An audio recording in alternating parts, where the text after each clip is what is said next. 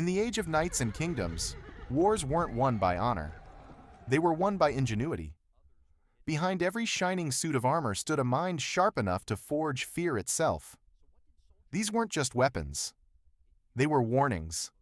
From skull-crushing hammers to castle-breaking giants, this is the story of the medieval world's most terrifying inventions. The weapons so brutal, they changed the rules of war. Welcome to Untold Medieval Mysteries.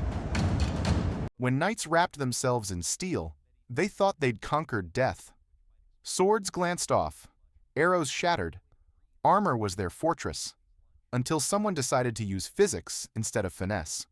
The Warhammer wasn't elegant, it was devastating. A solid iron head focused all force into a single point.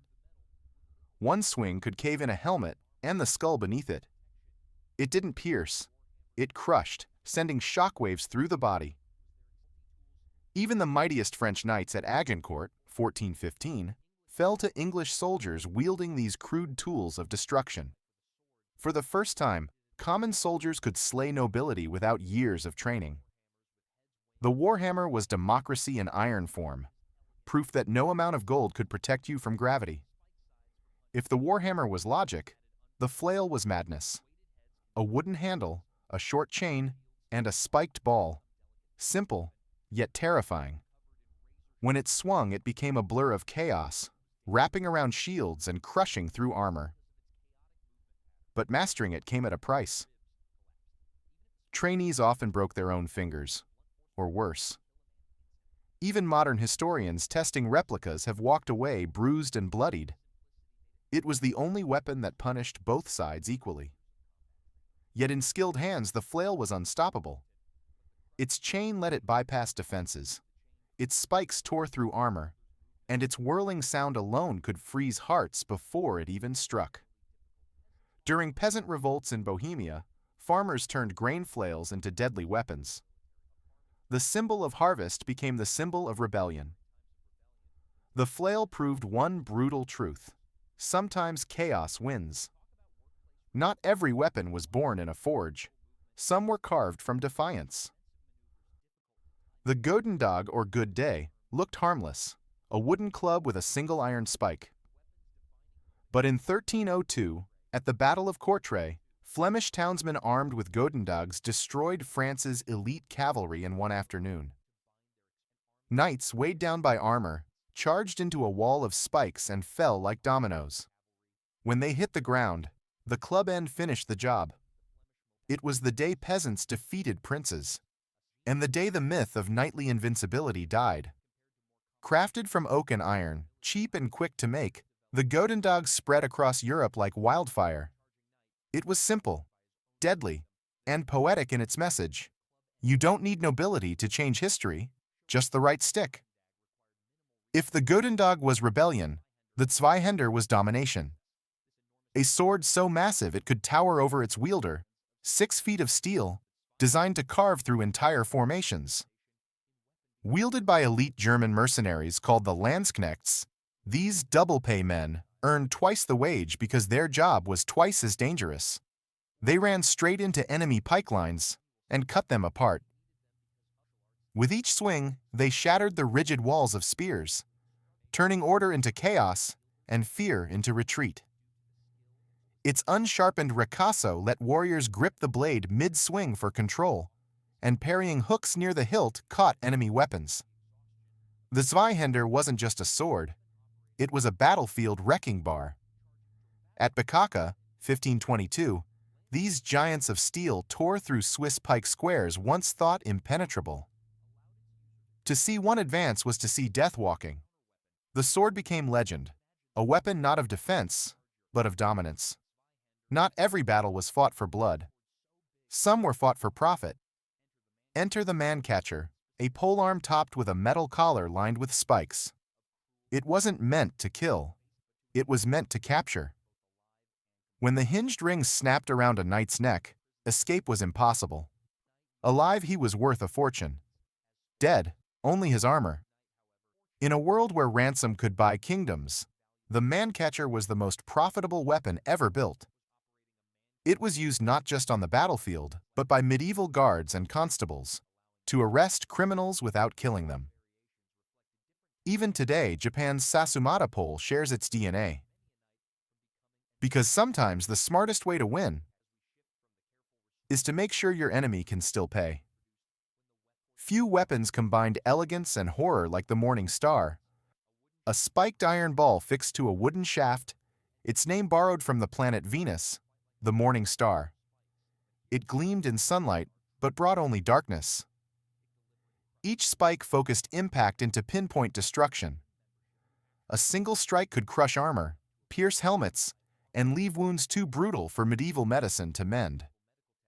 The sound of it hitting steel, a crunch followed by silence, was enough to break morale before the battle began. Mounted knights used short versions. Foot soldiers preferred long ones. Either way, it was devastating. Some were even called holy water sprinklers, a grim joke about the blood they scattered. Cities displayed them above gates as warnings. Here, the law strikes hard. The Morning Star, proof that even horror can shine. When brute force failed, precision took over. The bec de corbin, or raven's beak, was the surgeon's tool of war. A polearm crowned with a curved spike, a hammerhead, and a top thrusting point. It didn't bash armor, it dissected it. The curved beak slid into gaps between plates, tearing through visors, joints, and throats with surgical cruelty. Each swing was calculated physics, a 7-foot lever turning human strength into 4,000 pounds of pressure per square inch. Its users were tacticians, not brutes. They aimed for weakness, not walls. To hear the screech of its impact was to know that someone had just met the raven's kiss. Even kings feared it, because no crown was thick enough to stop the beak. Before cannons, the ballista turned math into murder.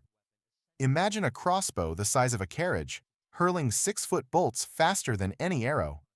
Powered by twisted ropes of sinew, each shot could pierce a knight clean through, and the soldier standing behind him. On medieval battlefields, soldiers called it God's dice, because survival depended purely on luck. Crews of engineers operated these monsters, adjusting tension and angle with scientific precision. Aimed from walls or siege lines, the ballista didn't just kill, it executed. Its accuracy redefined warfare, proving that intellect, not muscle, would shape the future of killing. If the ballista was thunder, the scorpion was a whisper. Smaller, faster, deadlier, it could fire 10 bolts per minute. Where catapults smashed walls, the scorpion hunted leaders. Captains, banner carriers, engineers, all fell without ever seeing who struck. A faint twang, then silence. It was ancient Rome's gift to the medieval battlefield, reborn during the Crusades as the first true sniper weapon. So feared was its precision that soldiers refused to stand still, terrified they'd be chosen by the invisible sting. It didn't break armies with chaos, it unraveled them with fear. Before gunpowder, before cannons, there was one undisputed king of destruction, the trebuchet. It was human ambition made wood and iron, a colossal machine that turned gravity into annihilation. A 7,000-pound counterweight dropped, and a 300-pound stone soared through the sky, crashing into walls, towers, and the courage of men. Castles once thought invincible fell in hours. At Stirling Castle, 1304, Edward I's trebuchet, the legendary warwolf, fired a single shot so devastating it ended the siege instantly. But not before he tested it. Even surrender couldn't stop the king from watching destruction unfold. The trebuchet wasn't just power, it was theater. Its stones weren't always stone. Sometimes they were plague corpses, burning pitch, or severed heads. It was the first weapon to destroy both cities and spirits. No defense could truly withstand it. Its rhythm, the creak, the pause, the thunderous release, was the heartbeat of medieval annihilation. And when cannons finally replaced it, they inherited more than its mechanics. They inherited its message. That intelligence can be just as lethal as steel. From the hammer to the trebuchet, each of these weapons tells the same story. That every age of progress brings new ways to destroy. Each was a masterpiece of its time. Brutal, ingenious, unforgettable. Because in the end, medieval warfare wasn't about glory. It was about creativity. The kind that kills. If this journey through medieval mayhem made you see history in a darker light, hit subscribe, tap that notification bell, and join our community of history enthusiasts. Because here, we don't just talk about the past, we unearth it. One weapon, one war, one untold story at a time. Welcome to Untold Medieval Mysteries, where the past still bleeds.